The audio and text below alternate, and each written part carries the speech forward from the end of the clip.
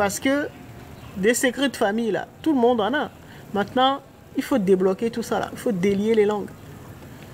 Il y a des sujets dans les familles, dès que tu commences à les aborder, on te dit, tais-toi.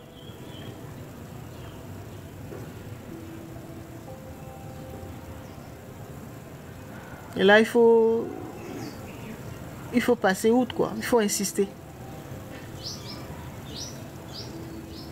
Parce que ce sont ces secrets-là qui nous bloquent.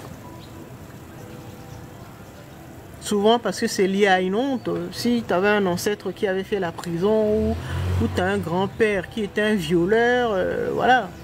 Ils vont vous cacher ces histoires. Donc c'est à vous d'aller investiguer pour savoir ce qui s'est passé. Et donc c'est ça qui a déclenché, c'est ça qui déclenche les blocages ou ce qu'on appelle les malédictions, c'est-à-dire des informations mal dirigées, quoi.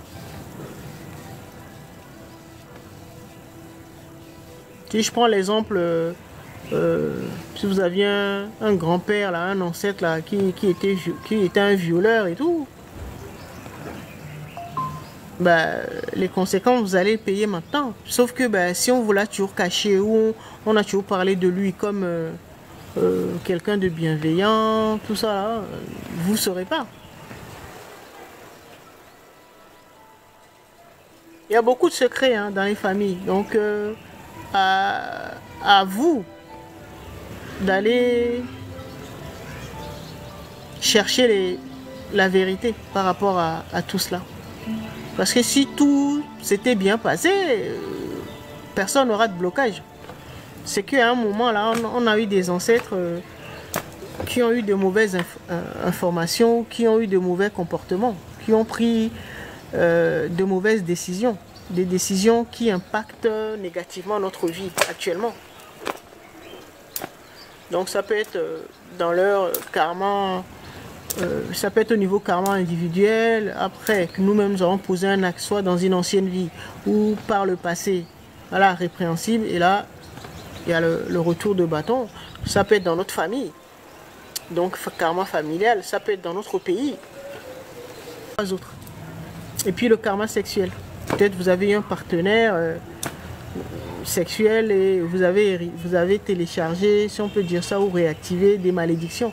Vous avez pris les malédictions de sa lignée. Et là, ça vous bloque. C'est tout un travail. Il faut regarder. Si vous... il faut du temps. Hein. Si vous voulez aller plus vite ou de manière plus pertinente, faites-vous accompagner par les spécialistes. D'accord? Et bien sûr, ça a un coût.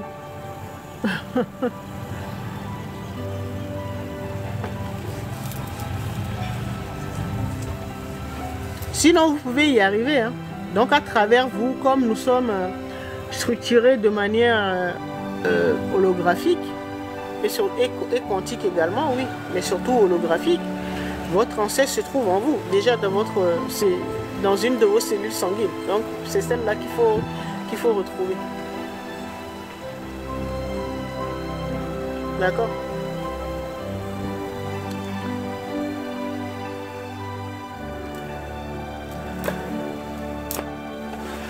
Pourriez-vous revenir sur l'usage du pourpier?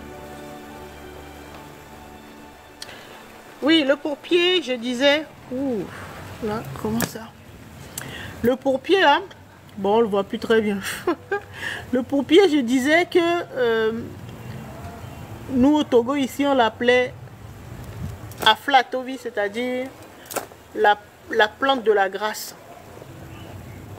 Donc, ça nous permet de convoquer le tribunal divin pour demander la grâce de nos fautes, c'est-à-dire notre karma.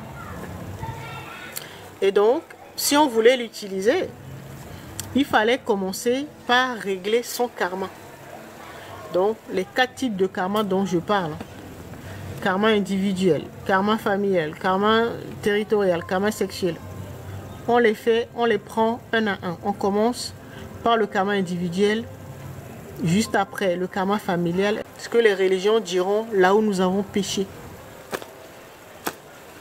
Si vous avez offensé ou fait du tort à quelqu'un, et bien là, il faut vous en rappeler et donc vous reconnaissez que vous avez mal agi. Et donc, vous demandez pardon à la personne à travers vous ou vous appelez la personne.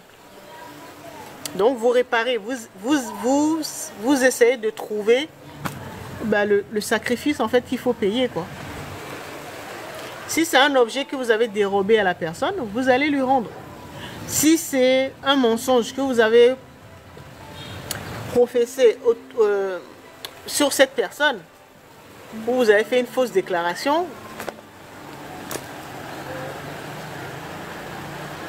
vous dites la vérité. Vous retournez voir la personne en lui disant, bon, en fait, quand je t'avais parlé de ça, là, je t'avais menti.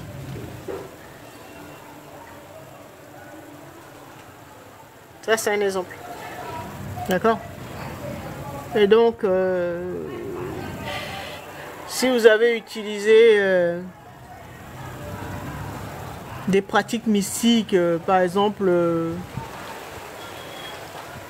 pour, je sais pas, pour prendre la femme de quelqu'un, le mari de quelqu'un, j'en sais rien. Voilà, c'est des choses répréhensibles, ce qu'on appelle des choses répréhensibles. D'accord? Ou pour obtenir un boulot, ou un contrat, voilà. Vous-même, vous devez le savoir que là, ce que vous avez fait, c'est pas bien.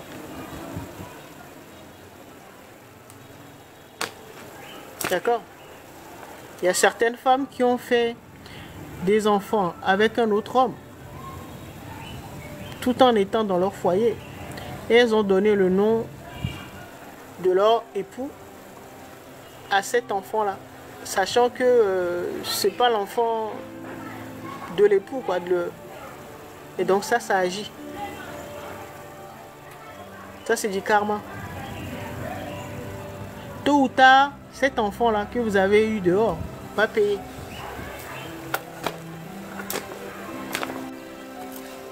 Et quand c'est fait, là, vous prenez un bain. Bon, le pourpier se mange, hein, se consomme également, mais vaut mieux le prendre en bain. Vous mettez le pourpier dans l'eau, peut-être vous mettez ça au soleil toute la journée, et puis dans l'après-midi, vous prenez comme ça les principes actifs du pourpier va bien s'imprégner dans l'eau, et après vous lavez avec. Voilà, là c'est le printemps, même en Europe, donc on peut le faire également. On prend un seau d'eau et puis voilà.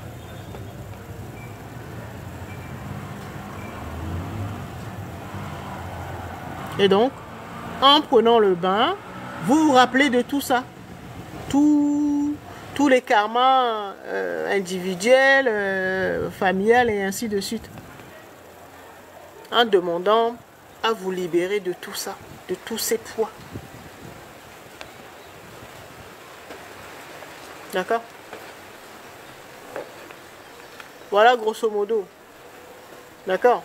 Mais si vous sentez pas que vous avez émotionnellement, vous n'êtes pas plus léger, donc ça veut dire que c'est pas terminé, il faut continuer. Mais à un moment, vous-même, vous saurez que vous avez fait le plus gros, quoi. Au bout de quelques semaines, vous saurez que vous avez fait le plus gros. Et là, vous pouvez utiliser le pourpier. Le pourpier, c'est pas se lever et puis aller prendre les astuces que les gens partagent sur les réseaux là. Des fois quand je regarde ça, je rigole. C'est pas prendre le pourpier aujourd'hui là, demain vous allez chercher le pourpier et puis vous lavez avec. Non, il y a un travail préalable à faire. Le travail, c'est d'identifier ces karmas là où nous avons mal agi et demander pardon à tous ces êtres là que nous avons offensés, que les membres, nos ancêtres ont offensés, et ainsi de suite. Tous les karmas.